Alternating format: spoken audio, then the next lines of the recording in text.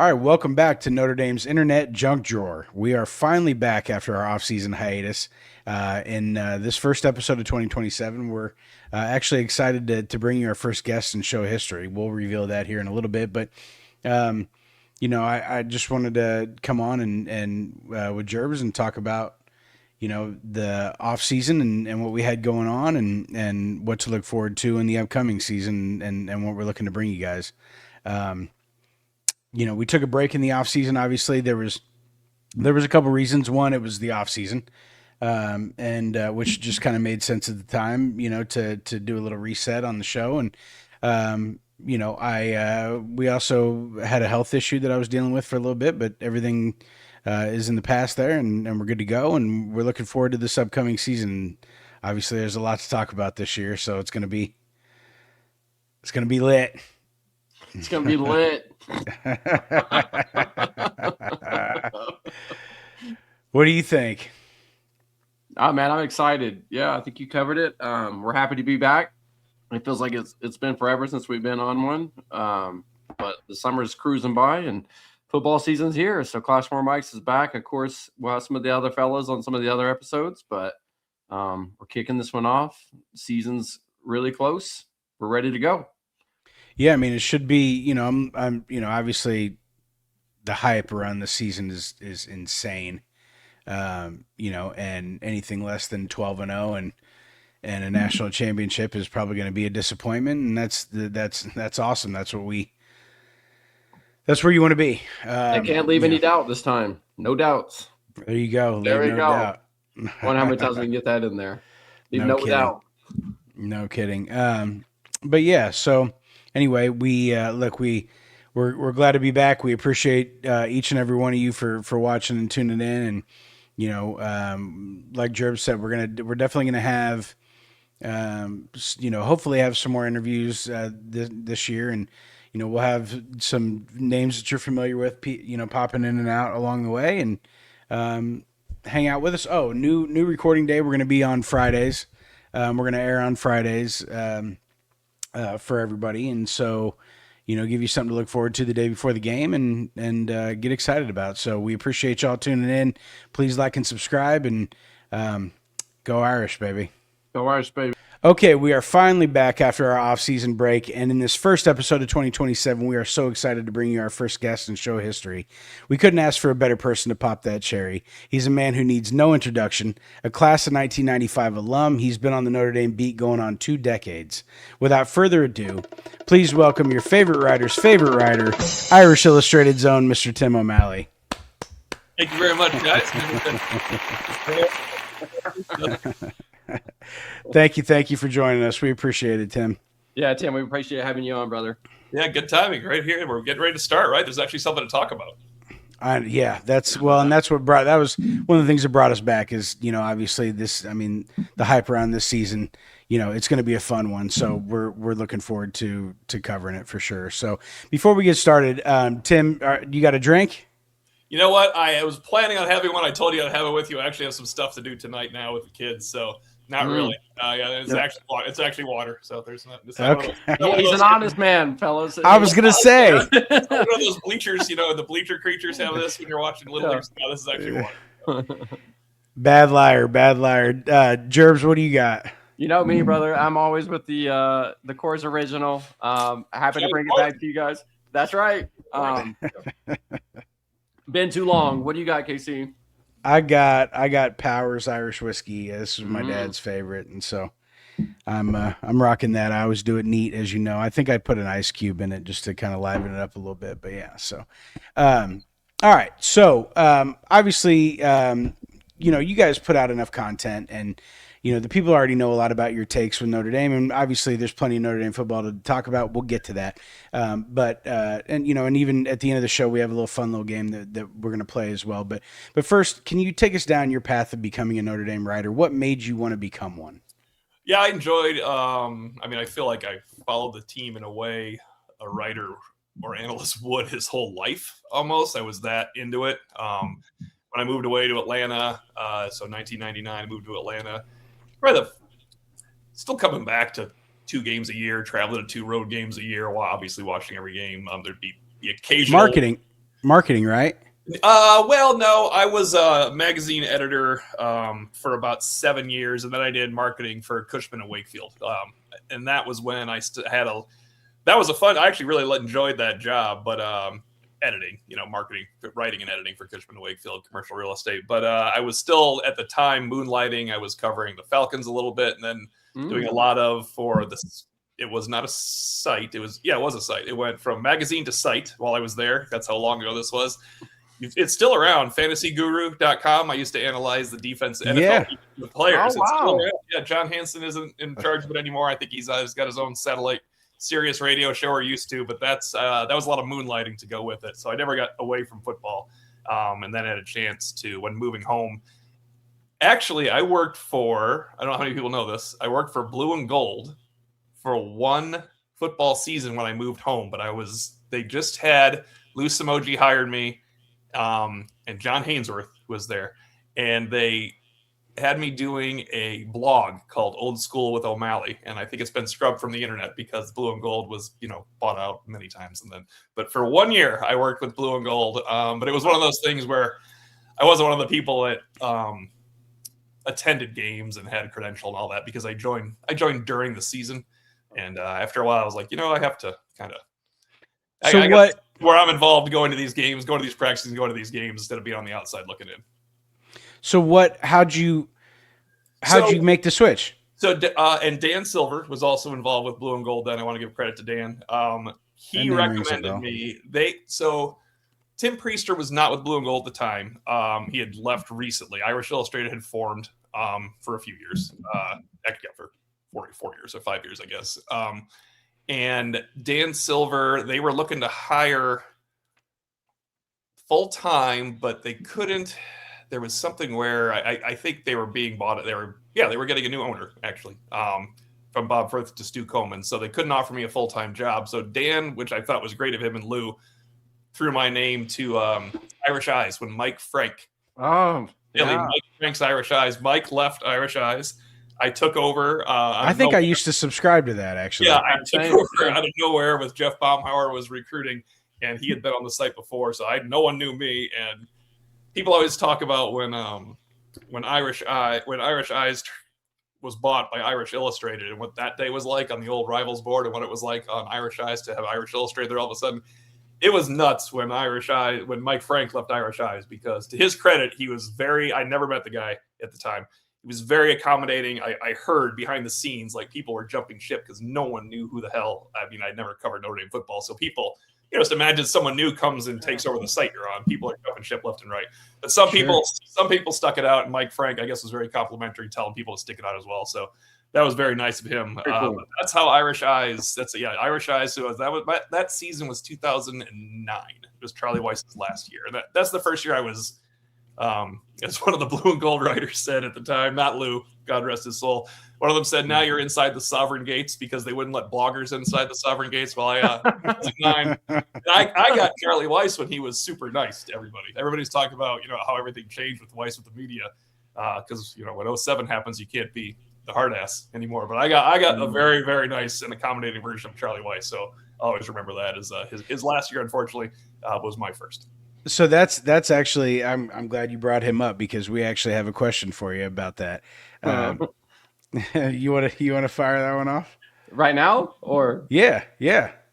I don't know. Maybe hold it for a second. All right. We'll hold that one till later. But it is a good one, though. Tim, so we were curious too. Like, we know that you cover Notre Dame, but do you ever have aspirations to cover more national brands or things outside of sports in general? I had 2 chances in 2012 and 2014.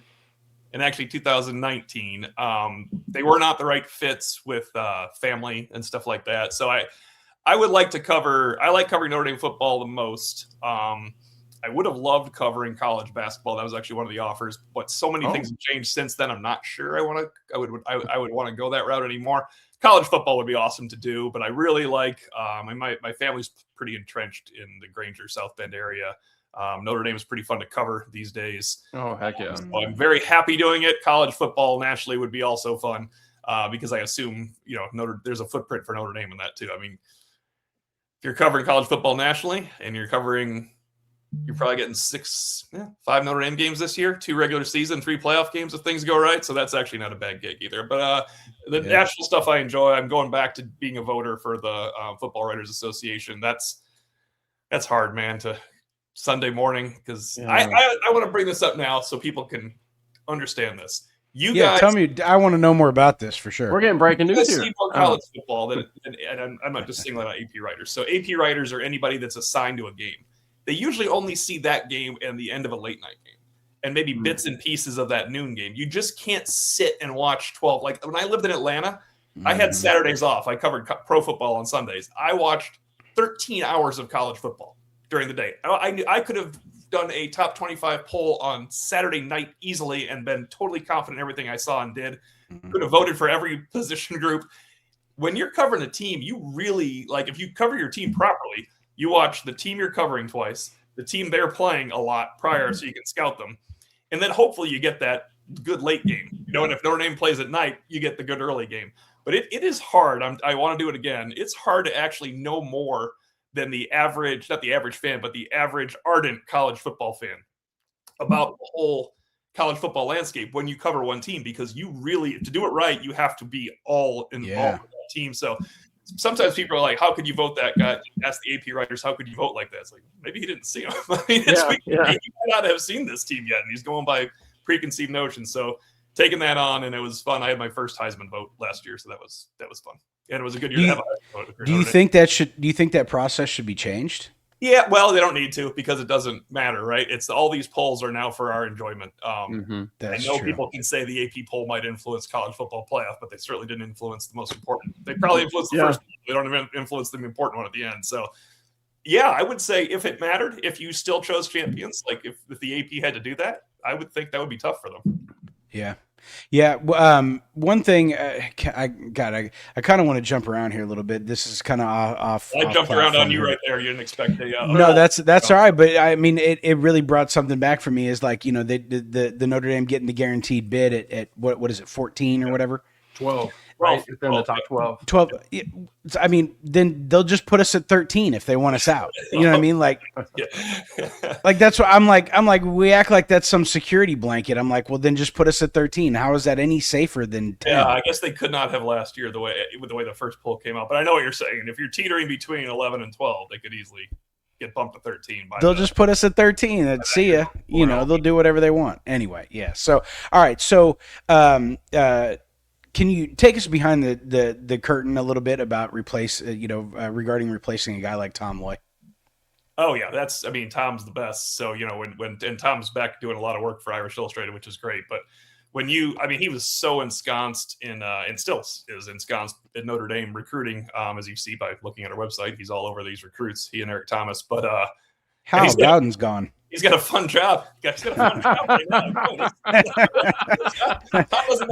Tom and Eric are big for too many stories right now. This is maybe I could be a recruiting reporter this year. It doesn't seem like that bad, but we love Tom. So Tom, Tom, but I mean, obviously, and Eric's doing a great job, and he's, that's not a job that you can just step into to start your career. Like it's hard, I'm sure it's hard to build the relationships and the trust and all that stuff. But, I was just kind of, we were kind of curious about what's that like behind the scenes, because I'm sure that was a blow, chaotic. It's a unique job because like the relationships are so important to your reporting. Like when if you're a writer and you bring a new staff writer on, he'll meet the coaches, he'll gain their trust by writing, stories that are impartial. Hopefully, you're not supposed to be a Notre Dame writer and writing all fluff about Notre Dame. I know if you're writing like a player profile during the season, I think it's a little different than if you're writing an analysis piece. Of course, you're not going to sit there and have a 19-year-old kid you're writing about and be as impartial as humanly possible the entire time. It's supposed to be for a Notre Dame fan site, but I think if you're an analyst, you really have to be down the middle, and you have to find the good with the bad. But if you're a recruiting reporter, you have to. You're dealing with kids and kids' parents and Notre Dame, and you have to be able to be trustworthy. You have to also be able to be positive in the wake of, as I said, Tom and Eric can't mind it right now, but there's been recruiting seasons, I'm sure, where they're like, God, I don't like this guy at all. I don't like what they're doing I don't here. like this kid's agent. Yeah. Yeah, now Yeah, you got to yeah. coach it a little bit then. Yeah. So I never envied that. That's tough. You got to be the best recruiting reporters are definitely dialed into the program they cover. Yeah, well, and just I mean the hats that you have to juggle to do that, I'm sure, are more extensive than most people, think or appreciate. Yeah, well, you're always on call. Pete Sampson mentioned, because remember, Pete was a recruiting reporter also, or that was part of his job. And I think his famous story he talks about is he was at the hospital and his wife was, that was the day she was going to give birth. And that's when Alex Barr's father calls Pete to tell him he's going to commit. Pete's probably like, okay, great. I can't really help you right now. But yeah, that's the situation where it's hard to delegate when you're the one that has the relationship with that. But it's God. probably that it ended up being such a good player too, that was going on. It would actually be a funnier story if the guy was bad and then Pete had to run out and take Right, if he was just a complete bust and yeah, for sure. Well, Tim, we have another one for you. If you could interview anyone non-sports related, alive or dead, who would that be? Oh, that's a great question. And kind of added on to that a little bit. Alive or dead, I'd probably like to go on site and interview Anthony Bourdain. And have conversation. Good call. Yeah, good call. Bourdain somewhere. Maybe we'll stay in the state. I don't know. No, we can't stay in the States with Anthony Bourdain. I'm a pretty adventurous eater, not like him. No one's like that. But I would give that a shot. I think he'd be as interesting as it gets too. Man, not what we were expecting. We kicked around John F. Kennedy. We had no idea, right? So we made some guesses at this before you came on who you might pick. But that'd be fun. I think Anthony Bourdain would be fun. Yeah, that'd be great. I mean, and that you kind of answered my little add-on question that I was going to ask, which is who inspires you as a writer, and I'm sure that's the same answer. I would guess. He's just right? he's such an honest. I mean, it's raw writer. I loved Kitchen Confidential. I read that about 10 years ago on a vacation. But yeah, it's he'd be one of them. There's plenty of them, of course. But it's funny when you say that. It's I've noticed that if we're so busy, I don't read as much. And I don't think you're as good of a writer when you don't read as much. And I have to make myself read a little bit these days. And I don't mean scrolling for reading because that's actually is an audio book reading. No, it's not. Yeah, thank you, Tim. I had to read someone's book recently. Favor's the wrong word, but it wasn't a book I would have read. And I listened to it as an audiobook, and I considered that reading that time, but I'm not sure. Well, that's a great answer. I mean, my uncle and I are huge Anthony Bourdain fans, and we're going to go see his movie together here pretty soon. Oh, nice. Yeah, that's He's like Tupac. Having more specials come out after his death. It's like there's all of a sudden there's more Anthony Bourdain stuff coming out after he's passed. Supposedly, there's a new Tupac song coming out with 50 Cent. 50 Cent teased it. I wrote it last week. Yep. There we go. Yeah, right, yeah. So all right, go ahead. We need you to settle something for us, Tim, because Adam and I have conflicting opinions on this. So we want your opinion. The NBC crew, should they be biased for Notre Dame or not? Hold on. No, just let it go. No, just look. There's nuance there. I think that they should be a little more nuanced towards Notre Dame. I don't think there's anything wrong with that. I don't think that you have to be straight down the can. I mean, maybe a little bit more now. I mean, that question's a little bit out of date considering that they're not just a Notre Dame channel anymore. But for my entire life, I'm like, what is wrong with giving it a slight Notre Dame slant? Yeah, it's not like you don't want to listen to Jerry Remy and the Red Sox, like the guy that's, because he's a Red Sox lifer. But I mean, this is an easy cop-out because Mike Tirico is the all-time pro. But Mike Tirico handled it great, and no one ever had complaints about Mike Tirico going too far the other way on the other team. I think it's pretty important for Notre Dame fans to trust you also. So maybe if you are straight down the middle, as long as you are completely fair to Notre Dame, that's fine. Tell that to Mike Mayock. Yeah, what's funny is I kind of I loved Mayock. See, I loved him. I thought he was great. But not everybody did. He was polarizing. But he was honest. I liked his analysis. I think he probably got fired. He was fantastic. Yeah. He was fantastic. He was great. He's got to be sitting on his couch too. Bring his ass back. Yeah, that's what I'm at. Bring him back. You learned something from watching Mike Mayock, and Sure did. that's sure. That's great. he did it so well that he turned it into an NFL GM job. Yeah. For sure. Well, all right. Well, we're going to get to the actual team here in a minute, but before we do, real quick, I'd be remiss if I didn't bring up the fact that you're a Niners fan, right? Oh yeah. I got 2 rings on my finger as a Chiefs fan. Yeah, Thanks to you guys. I know what Casey Irish stands for. So Yes, sir. And then I also realized that the Rams have Kyron Williams, the Cardinals have Jeremiah Love, and Seattle has Jadarian Price. it's pretty bad. I mean, I thought I Kyron mean- was bad enough. Then I mean, dang. But you know, I mean, T-Mac's not a bad consolation prize. you arguably got the best one right now. Mhm. Yeah. yeah, but he's a little bit older too. Yeah, Right. he is. It's Yeah. that's a tough one. The Jardine Price was like an unnecessary kick. I made a piece with Jeremiah Love was going to go that high. I could see that one coming for a while, but yeah, it's hard to. I learned I couldn't root for Kyron Williams anymore. It's really difficult. But not I really wanted I guys wanted really- Love to go somewhere else, man. The Cardinals just Yeah, that's not. I mean, imagine if he ended up on. I know it's impossible. If he ended up on Seattle, it'd be lights out because but that's really what matters for running backs. But he'll outperform anybody else that would have gone to the Cardinals. Let's put it that way. I was praying the Chiefs found a way to get him. But I was obviously praying that was he a pipe wouldn't dream. land with the Chiefs. Yeah, we talked about. John Bryce is a Chiefs fan, and Okay. I'm pretty glad he didn't end up with the Chiefs. Same, Sam. I gotta listen to this shit every time I get on a Yeah, show with yeah. him. I'm a So Bill trust fan, me, so the yeah, John I Bryce gotta listen to his Chiefs all the time. Yeah, for sure. All right. Well, all right. So, takeaways from Freeman Media Day or little media conference. I mean, he doubled down kind of recently on staying in Notre Dame.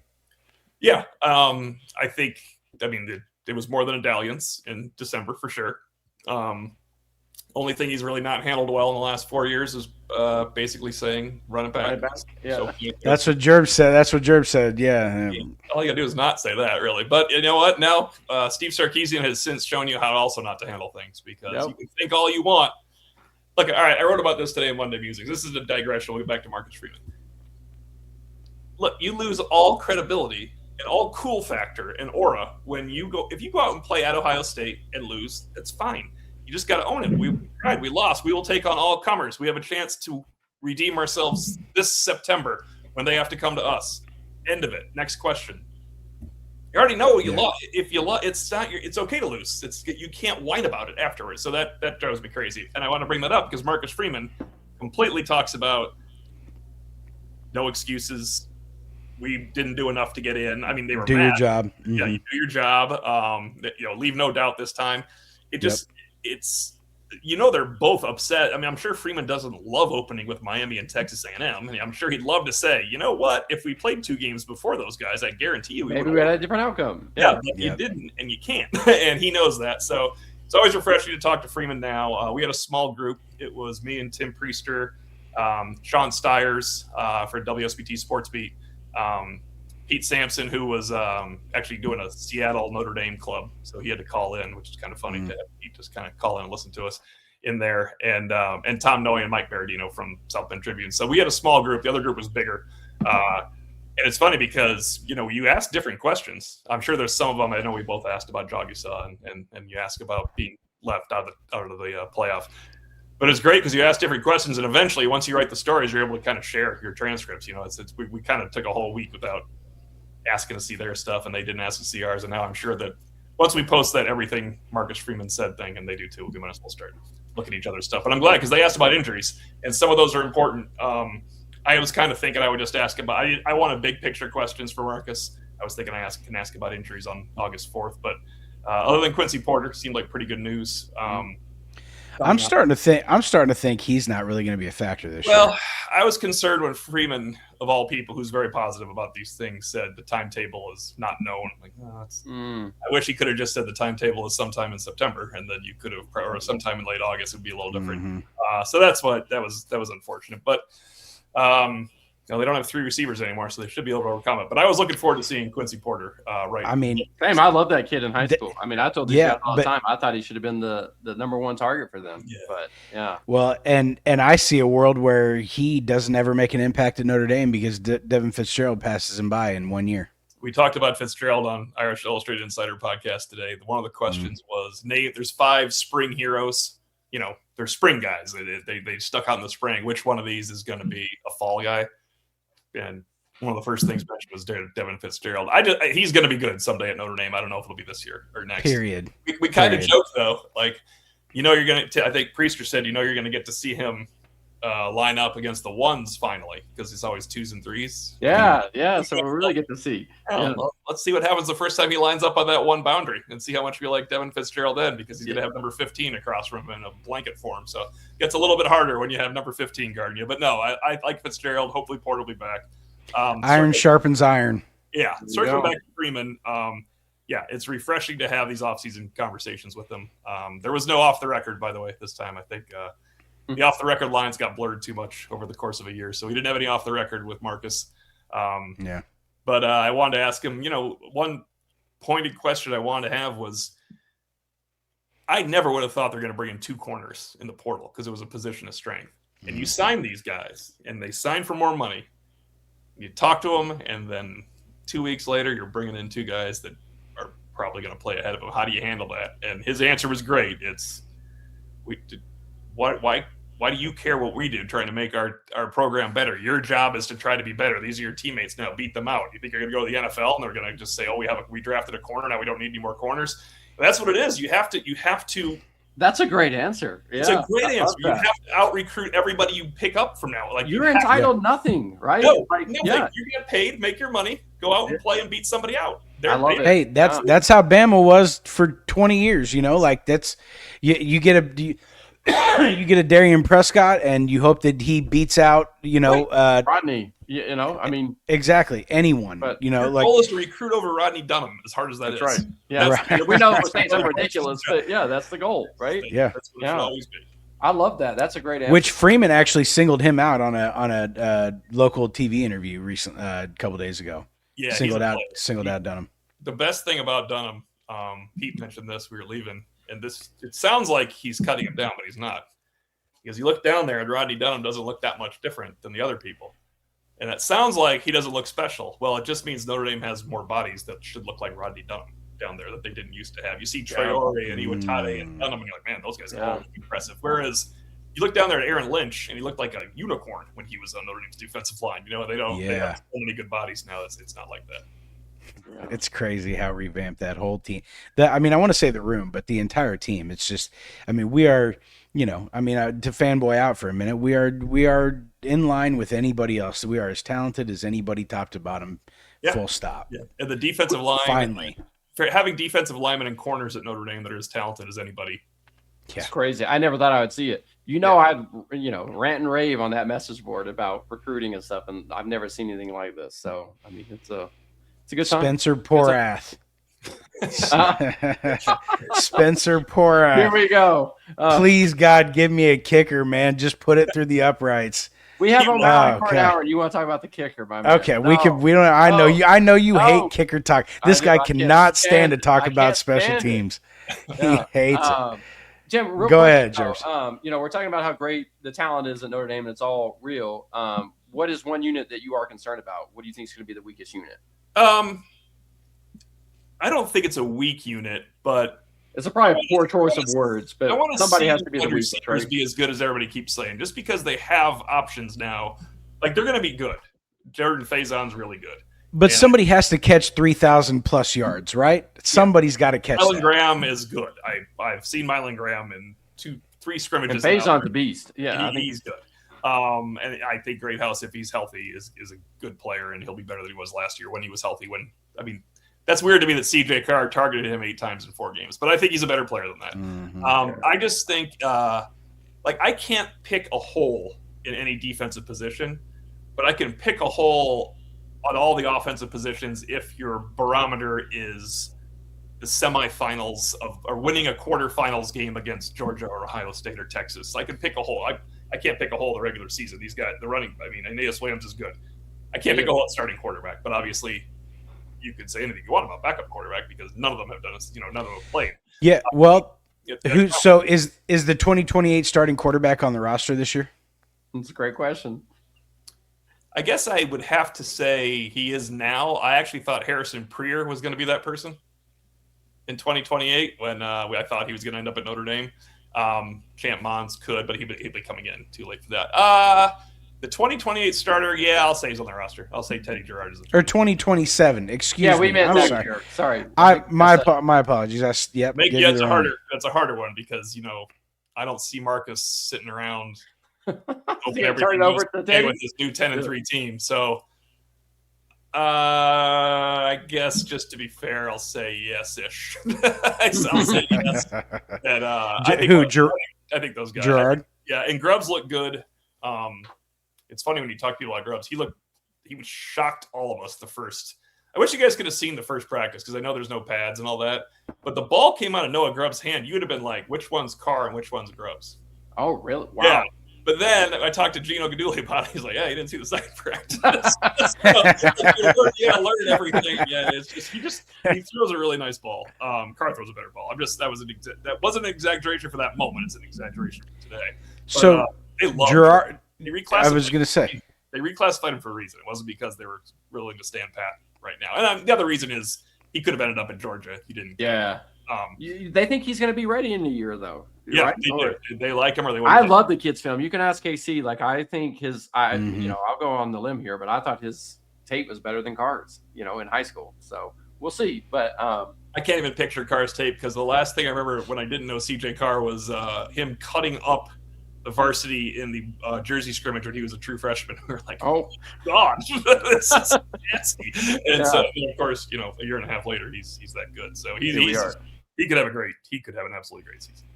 I mean, he's built in a lab for a quarterback. Yeah. He's the really funniest thing that's ever happened. Well, I love Riley Leonard. I think I've made that known. Like he's the most genuine human. The change from, and I don't have anything against Sam Hartman, but the change from Sam Hartman interview to Riley Leonard is the biggest disparity you're going to find. Riley Leonard was coming in. He's all laughing and smiling. It's almost goofy how smiley he is with people, and he's talking about he's learning all the players' names on a Rolodex before he ever met them, and he means it. It's not like this is a talking point. Yeah. He asked him, like, how does CJ Carr, this is Carr's freshman year and Riley Leonard's senior year, how does CJ Carr remind you of you when you're a freshman? He goes, not at all. I'm not. I was nothing like that guy. Like, in other words, like, you are not even looking at a point of comparison for a normal person to what CJ Carr was capable of. And he should have. We had a question on a podcast today. Are you concerned that he's only has 12 starts? Like, no, I'm not. I mean, I wouldn't pick Notre Dame to go undefeated if he never had started a game because that's just kind of weird. But he's got 12. Those 12 starts did a lot for CJ Carr. Well, and I mean, when you take the competitiveness and his study habits and the the kind of student of the game that he supposedly is, obviously I'm not in there, but from what we hear, I mean, there's not a whole lot to be worried. 12 games, it can be more than 12 games for some people. Yes, yeah, and you can throw high level trash talk in there too. There's going to be some. I love that. He tends to get other people's skin. I've noticed. I love that. Especially out of your quarterback, like on the field, like I love a Baker Mayfield. Give me somebody who the cockiness, the swag. Baker came to South Bend this offseason. We saw that. Yeah, and apparently, a wedding or something, or it was Robert Hainsey's wedding, and apparently he was the nicest dude in the world at the bar when they were there, like talking to everybody that would come up. Which is great to hear about somebody. I could see that with him. I bet, like, off the field, he's probably a pretty cool guy. Yeah, I think he's just got competitive. I've been watching that new quarterback show on the new season of Quarterback on Netflix, and they cover him. And I mean, he was a knucklehead when he was young, but you got to let everybody make a mistake and learn and grow and mature, and he has. Definitely not Johnny Manziel. Like they always right together, and it's like they're totally different people. Yeah, not the same. Not the same. Anyway, all right. So, Tim, last question with the actual team. We're going to put you on the spot. Do you think Notre Dame gets it done this year? Yeah, no, I think they'll go undefeated. I don't think they cover every game. I mean, it's not. Don't go out there and bet your life savings. No. Yeah. I think they're going to handle. I do think they'll. I think Miami's going to be really good. I think it's going to be bloodlust. Crowd is going to be insane for Notre Dame in that. I mean. It might have been. Notre Dame should have been in over Alabama, Oklahoma, and Miami should have been in with Notre Dame. But all people are going to talk about is that they should have been over Miami when that game comes. That's all ESPN's going to talk about too. I mean, they both should have been in, and you could argue either way on that one. And they both should have been over Alabama and Oklahoma. But boy, that will not be the talking point. It won't. Yeah, and we talked about that a lot on this show. Like, we never understood why the talking point. I mean, I'll take that back. We understood it, but we always thought the talking point should have always been Oklahoma and Alabama versus Notre Dame, not necessarily Miami. And Miami obviously proved they belonged in the playoff, and if you watch Miami, Yep. But we said, but we talked about that before the game, before the playoffs even started. It's not a Notre Dame Miami conversation, and it never should have been, right? It never should have been. So, all right, so fill in the blank here. Notre Dame wins the national championship. Is it just as simple as beating Miami, or is there more to it than that? I think once you get to the quarterfinals, you could draw. You could draw like Oregon did. The wounded animal Ohio State team that was actually the best team in the country in the quarterfinals and get spanked. I mean, that's what Oregon drew. Yeah. 8 seed Ohio State. I mean, I felt bad for him, right? Yeah, that is. Yeah. He deserved that. Yeah. I was at the hotel bar in New Orleans because we had the day off. I mean, not the day off, but there was the unfortunate there was the tragedy. I'm sorry, the shooting. Oh yeah, I forgot about that. Yeah, so I was watching the game, and you weren't going to sit in your own room the whole day. And I was trying to write something. I don't know what I was writing because the Hayes should have been in the barn where Notre Dame was supposed to be playing at that time. I was writing something, and every time I looked down, it was a touchdown for Ohio State. It was incredible first half. I mean, I got absolutely pasted. Yeah. So and that could happen again. By the way, to any of the teams, right? Like, I mean because now that you have these expanded playoffs, you could have a team like Ohio State lose 2 games again, sneak in as an 8 seed again, and paste people on the way to the national championship. Yeah, so you don't want that for Notre Dame. I think it would be a letdown if Notre Dame loses in the quarterfinals this year. It's probably a letdown if they lose in the semis. I don't know if you could call it a letdown other than you're crushed as a fan if they lose in the championship game. But you go to the championship game 2 out of 3 years, you've done your job as a program. And if you're analyzing the program and Marcus Freeman, quarterfinals would be rough because you could probably if it's not the first game, the way I have it, it would be Notre Dame's first game. They'd be getting the bye to do that. But let's say it's the second game. I mean, you can't go out and beat James Madison and then go lose the quarterfinals to somebody if you're Notre Dame this year. It's just not. Yeah, that's a bad look. Yeah, that's the look you could have had. It's kind of like they had to beat IU in 2024. IU was a quality team. You can't lose to. You can't lose to them though. You can't. Yeah, now you can lose to IU.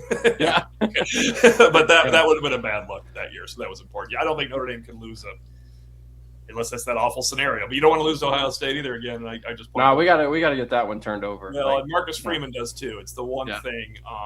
You get a lot of radio shows. Is there anything people could get mad at Marcus? Let's say they keep winning, 11-1, 10-2, 12-0, 10-2, 10-2, 11-1. Well, people will be mad. Yeah, if he loses again to Ohio State in a playoff game, it'll be 0-4 against him, and people will either correctly or not be mad. The first one he had no chance of beating him, but the other 2 he could have beaten him, so you can't lose the third one either.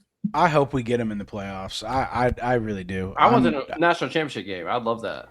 I want that monkey off our back, man. I want to beat that. Like Army, the national championship game too. But yeah, Ohio State would be the if you really want to. That's my friend's line. Yeah, who do you want to play in the playoffs? Army? I don't know. Somebody. we know we can beat.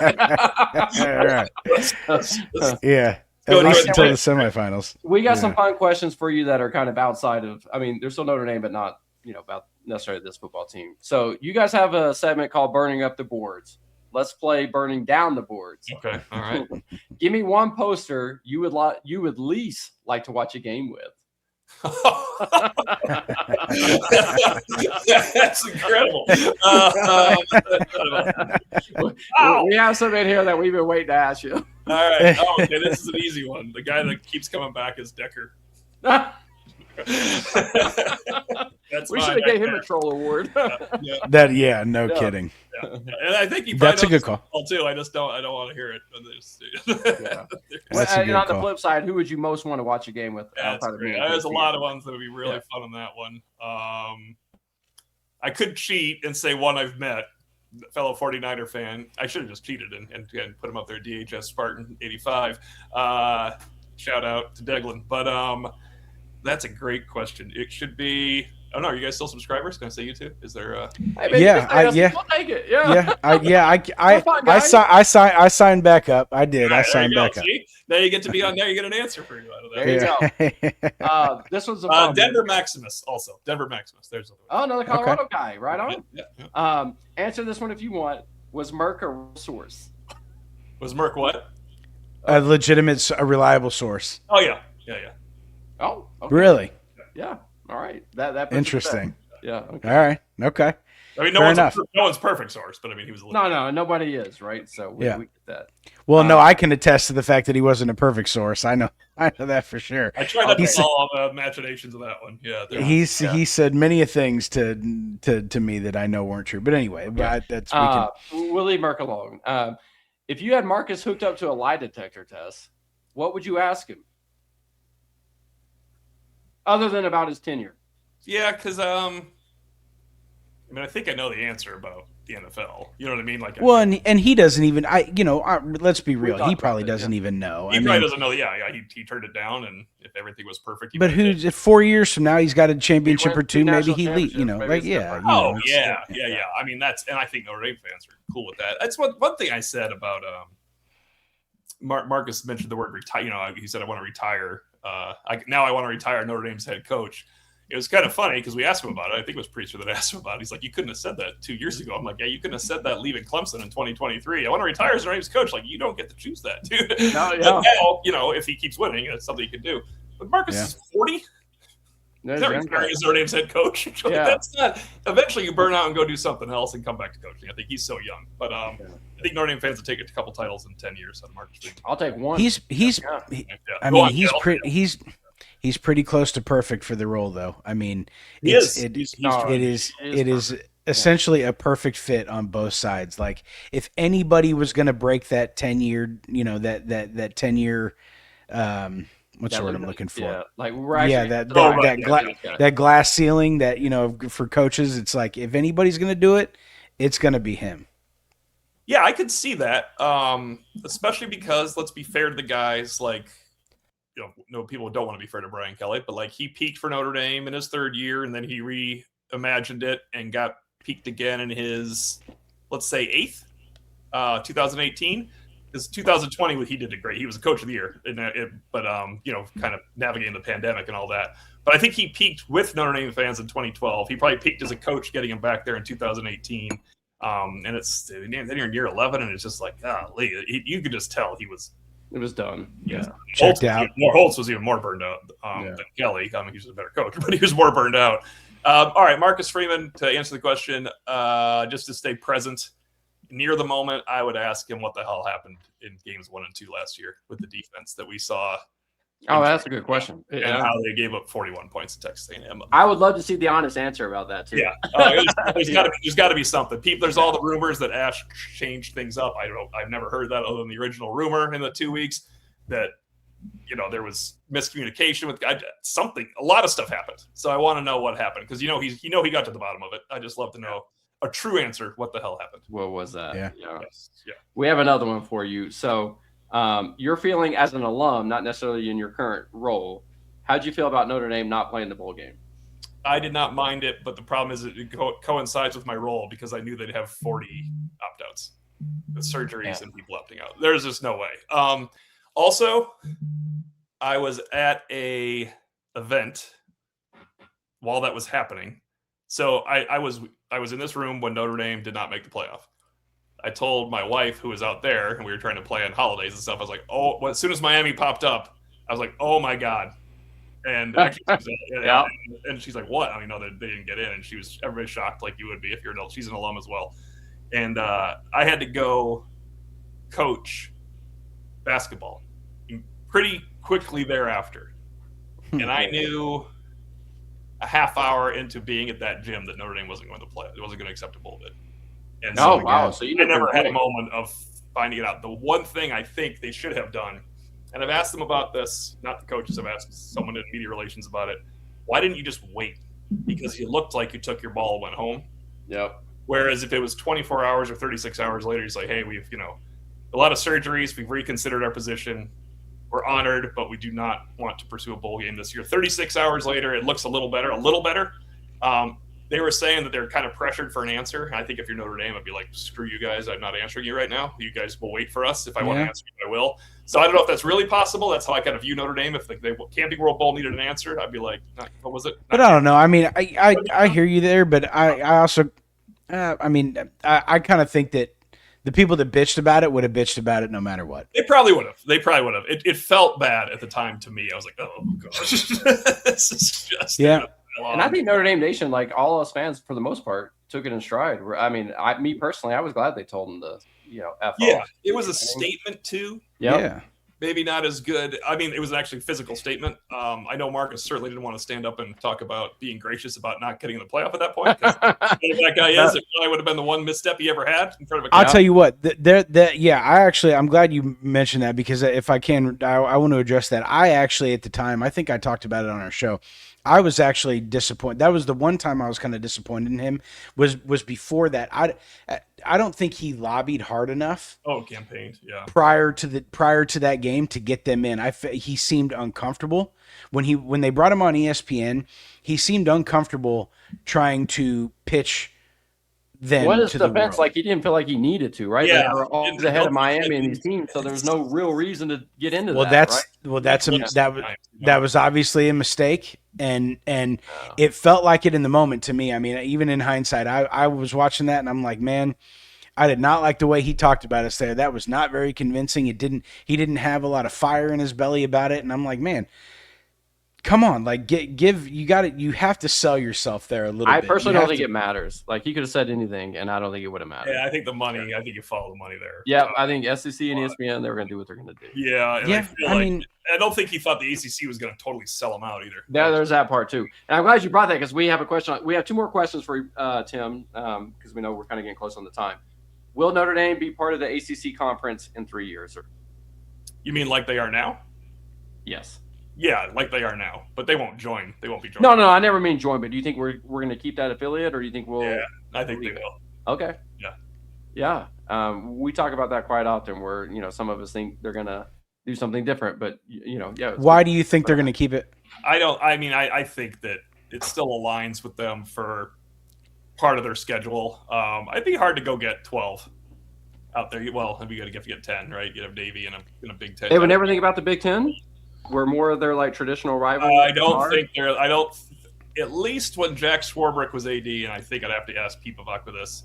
Jack Swarbrick did not see university alignment with the Big Ten. I don't know if that matters as much anymore, because Notre Dame's football program has aligned itself with a lot of college football's arms races. He never saw them as a Big 12 or Big 10 fit. Okay. So I don't think they will. I hope. I don't think they'll. I don't think you're going to find a partial commitment from anybody else either. I think they have the partial commitment with the ACC, and the ACC knows they need them desperately for their crap conference. Yeah, especially now. They need them now more than ever. They better treat us accordingly then. Yeah. Yeah, well, and that's a great point. Like if they needed us so bad, why the hell did they do that? I mean, I get it. Miami's a full, but like you couldn't. They should have been pushing Notre Dame in Miami. They should have exactly. Right. Thank you. Exactly. That's what it should have been. It should have been. Notre Dame is clearly the 8th best team in the country, and guess what? Our best Miami team. 7. They're 8. Yep. Yeah, that's how you do it. I mean, that was the way to do it. You can't be pushing your that last year was.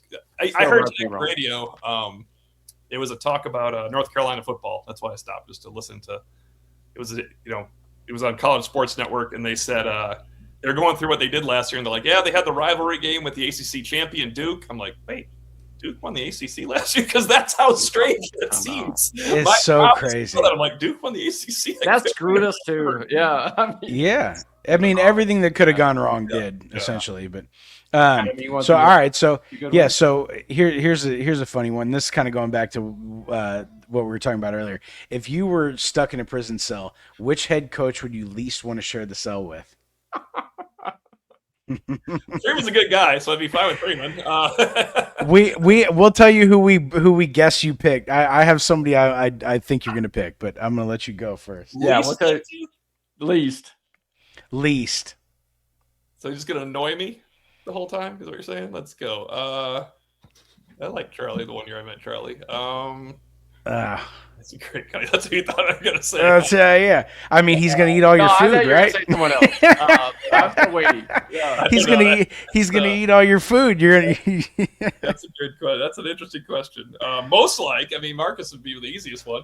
Also, if he could fight for you too. Well, yeah, big strong guy. Yeah. Yeah, for sure. But who isn't is Brian Kelly. Yeah, he might not. He might not put up as good a fight if I need someone in my corner. There's no. I don't know. That's a great question. I don't know. I'd have to get back to you on that. Yeah. I'm not saying there's no name coach. Okay, since you don't have an answer for that one, Tim, we'll rephrase the question. How about amongst your peers of other beat writers and people that cover Notre Dame? There you go. That might even be even harder. So one thing I'll pass on. That's a good one. Yeah. Okay. Like, no chance. I'm not answering that. look how ready he is. Look how ready. You can text us and we'll keep it between us. Yeah, I'm sure. Yeah. Yeah. We figured you wouldn't answer it. We had to ask. That's fun. All right, here's another fun one. Either you cut your annual salary in half, or you get rid of the message board altogether. Get rid of the message board altogether. Yes. Don't touch his money, Adam. You don't touch his money. Yeah. I mean, that's not. But I thought that was an interesting question because the message board, I think it's great. I wouldn't cut my own annual salary in half. Well, and it honestly it drives revenue too. Oh, you know, yeah. I mean, I enjoy interacting with people. It's so unique. Yeah, it was difficult last year. I shouldn't say the most difficult time. Last August was rough. With all we just didn't see anything, and everyone's talking about, well, it's Minchie, well, it's Carr, well, the defense doesn't matter. The defense is the greatest thing you've ever seen. And then when we briefly thought it was Minchie, it became Carr, and like we thought Carr the whole time. I kept being like, you guys, there's no way Minchie's winning this job. It doesn't make sense, right? So how can I say anything? I didn't see any of it. And I don't think Gadouli's like carrying this out for no reason. So obviously it was very close. Did you guys see, by the way, this is digression, John Bryce's interview with Kentucky and Kenny Minchie? Yeah. And yeah, I did. He said, he goes, I believe I won that job every day. Like Kenny Minchie believes he won that job. I mean, obviously, you can say whatever you want. CJ Carr was great. So August was weird because we were, everyone was wrong about that, the way it broke down. Like, and I said CJ Carr was win the job. It's like, that's not how it happened. He didn't go out and win the job in a week like I said he would. So that was wrong. The defense that we actually got the word rowdy from for people that were watching the defense saying there, and that the quarterbacks were 0 for 8 in goal-to-go situations because the defense is so smothered. And then you go watch the Miami and A&M game, you're like, what? And you're like, what is this? Yeah, I was talking about it. We're like, that was rough because we took a lot of heat. Yeah. And when you take heat for being wrong and you're wrong, it stinks. But when you're not there to see it, it's almost like, and it's never going to change because I don't blame Marcus Freeman for not letting media in to report on everything they're running in the last couple of weeks. But it is a little bit of a disservice that we still report things when you don't see it and it's all sources. It's because people just take it and run. I mean, that's tough. The portal is tough because it's just like the season doesn't end. It's like there's no break. It's and I'm sure the coaches obviously feel that way too. I mean, it's I won't blame Marcus if he goes to the pros because it's like this schedule is just too much. Yeah, but let's be honest. If the season, if you're a coach in the NFL, the season doesn't end for you there either. That's true. But I mean, in some ways it does, right? Like you have a GM. If it does, then your career's going to end shortly after that. I mean, I think you're working on stuff, but you're not recruiting players and all. Like that's somebody else's role, right? Yeah, I wonder. And stuff. I would think every coach, including Freeman, would be ready to bolt if there were no general managers. Yeah. Could you imagine Marcus Freeman having to talk to 105 agents and allocating all this money? Like, all right, let me try to figure this out. Now at least you have the GM to do that, be the buffer, be the one that has to have hard. I mean, the coach has to have hard conversations too, but you can fall back and say, no, I mean, look, this is it. This is how much money you're being offered. Take it or leave it. And I'm sure Marcus can do one or two exceptions where he tells Mike Martin no, but it comes to I think that helps coaches actually that they have a GM to deal with to kind of fall back on now. Speaking of the GM, who's the third highest paid player on Notre Dame's team? I would guess because I think what I've seen I think is false. I don't think it's Traore. That's who we had pegged as the third player. KVA. I think it's KVA. The lineman, I mean, I think Jagasa would be if he played last year. I had Knapp up there. I mean, with all Knapp would be up there. Schuler and one cool thing I heard about NAL, I don't know if this is true or not, but since it's a nice thing, I'll say it. I heard Tay Johnson took a little less to Oh, allow wow. more. And if I'm wrong, it's okay because it's a nice thing about Tate Johnson. But I heard Tate Johnson took a little less. I That know kid, I love that. he is so easy to root for, man. Oh, yeah. And he is he is an electric athlete. I can't wait to watch him this year. Now, there's a I guy- think Go ahead. I'm sorry. I was just gonna say I think he's gonna outplay. I think he's gonna. I could see him being a borderline All-American this year. Oh yeah, he's a playmaker, and there's a guy that we did see something in the first practice that was true. Tate Johnson kept intercepting CJ Carr. We're like, He picked him 3 times. Yeah. Yeah. Like when Kyle Hamilton did it, you're just like anointing Kyle Hamilton. When Tate Johnson did it, we're like, well, this is kind of strange. But Yeah. sometimes you got to believe what you see out there. But too. I do think that I do take that with a slight grain of salt because I do think that early Carr is just testing. Oh you know, yes, Yeah. testing taking himself, chances. testing his receivers, testing He's the the same guy, D-backs. though, and you're like, oh, that dude keeps doing it. So that's good. The same guy is interesting though. That's a good point. That's for sure. Paul used to find Xavier Watts too. It's going to find. All Tate Johnson. right. Well, Yeah, let's we wanna let's respect your time. So, we've been going for a while. So, Adam, we ready to kick the game off? yeah, we'll wrap this up. We got a quick little game to play. Yeah. There's no time limit here. We call it name that player. It's going to be all It's We're going to be different here. Okay, there's. no, yeah. So this is you and Jerb. So I'm going to control the Okay. yeah, I'm going to control this here and I haven't seen the two- list. I promise. I'm sure. Yeah. So Sure. this is 10 players from basketball, football, and baseball Okay. from yesteryear, if you will. And it's going to be a card of that player. The name will not be on it, and whoever guesses it first gets it. Okay. So like How this- many are we just going through all the cards or To first- 10. There's okay. 10 of them, and that obviously I got a tiebreaker in there for number 11 if we need it, but we should be good. Okay. Tim's gonna smoke me, but yeah, let's go. Probably. My money's on Tim. Here we go. Jeff Blake. Oh yeah, that's good. I knew one of you would say Brooks. Yeah. I knew one of you would say Brooks. Good call. All right, that is Jeff Blake. All right, here we go. Gary Gaetti. Paul Kruger. Nope. Ken Herbeck. Ken Herbeck. Oh, There you God. go. 2-0. All right, here we go. Walter Abercrombie. No, this Nope. is Foster. Barry Foster. Nope. Ah, He's more recent. Oh, with the patch. What's the patch say? This is a tough one. it's not Mendenhall. He played for the Chiefs as well after his stop in Pittsburgh. Stop there, huh? Skip. I don't know. Who that Skip. All right. Yeah. Bam Morris. Oh, Oh, Tech. it looks like Van Morris to me. Yeah, I was like, yeah. Bam Morris. That's his rookie card. Maybe that's why. Texas Tech, All right. right? Van Oh, Morris. it's yeah, Van Morris, Texas Tech, right? Yeah. Yep. Ronnie Oh, South. Cycly. Ronnie Cycly. He got you. You're caught looking at Patrick Ewing too much there. Yeah, right. All right, 3-0. All right, here we go. Oh, I lost that one. All right, let's go. Yeah, he got you barely. It was close, but he got you. Okay. God. Oh, Andy Van Slyke. You didn't know this?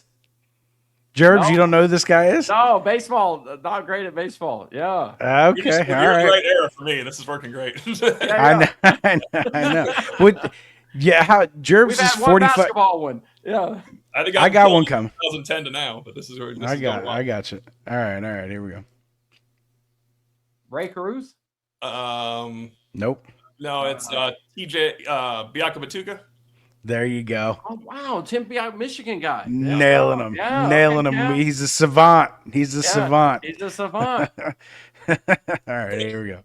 Oh gosh. That's a heck of a. Oh boy, Casey. Let's see here. No clue. I had to throw a Royals guy in there. It's a 1987 card. I can tell you that. No, it's 89. 89. All right. I don't know. 89. It's Tom not even really, Selleck. is it? Steve Bellbone. Steve Alboni. That would have taken me a lot of guesses for that one. That's, Had to get a Royal in there. All right, here we go. Rod Strickland, one of my favorites. Rod Strickland. Yeah. Boom. Surprised not the Portland one. All right. Yeah, that's a good one. All right. Lloyd B. Free. World Free. There you go. Is Yeah, that, there you go. Podcast today from World Free, by the way. I know. I heard it. I threw it in there last minute. World Be Free.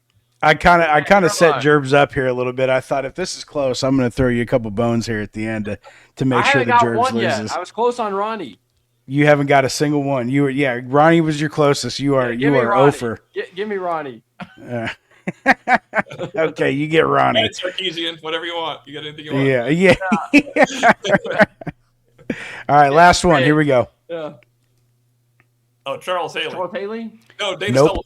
Dana Stubblefield. There you go. Oh. Stubblefield. Oh, Dana Stubblefield. Yep. Too big to be Thought he Haley. was 90. The old KU guy. The old KU guy. Dana All right. Stubblefield. That was a clean sweep right there. He Hey, just Tim, pulled your pants congrats. down. Where's that clap? The little clap emoji. Yeah. Yeah. Hit him with the applause. He just pulled your pants down and spanked your little bottom, dude. He did. Well done. Well done. I like the Steve Belboni edition. That was good. All Yeah. right. All right. Well, listen, thank you very much. We appreciate you again. Thank you very No, much. Tim, we do appreciate you coming on, brother. Yeah, that was Yeah. great. All right, for the championship game, talk a little bit then. That'll be good. Yeah, for sure. And yeah, but hopefully we can do it again sometime soon. All right. See you guys. Thank you. All See right. you, man. Thanks a lot. Yeah, nice meeting you. Yeah. All right. Bye. Bye. All right. So we're on the backside. Yep. We're on the backside of your backside there. It's still toasty, right? Like that belt Dang. I got. Yeah, it still stings. That was that was fun. That was fun for Credit me. to him. He knows his sport. So Yeah, for sure. All right. Well, I mean, that was a blast. We had a great time with that one. That was as fun as we hoped it would be, and we hope you all enjoy it as well. And please like and subscribe. Share this with your Notre Dame buddies, please. Like I said, we're back starting every Friday from here on out through at least the end of the season. We'll see what comes in the off season and what we got in store for you then. But we'll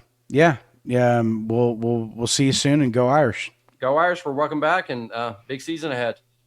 Good to see you guys. 12-0, baby. Just the beginning. 12-0. Here we come. All right, guys.